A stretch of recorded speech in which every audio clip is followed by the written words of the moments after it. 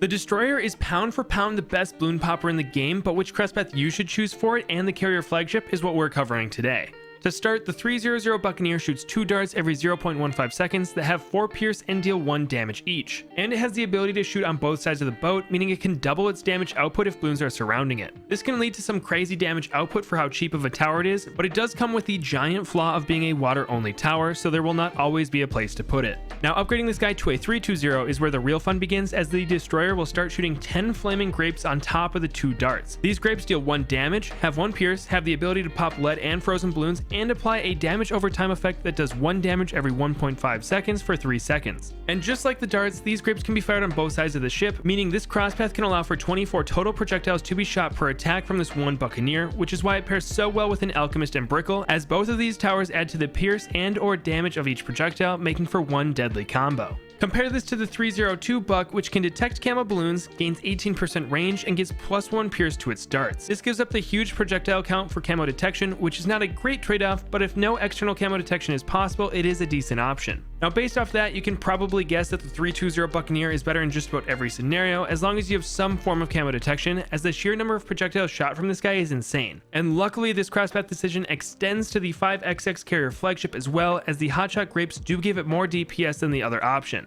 That being said, the 502 Buccaneer can be a good choice, as that +1 pierce does get extended to the aces, so if you are struggling against camos, this can be an option.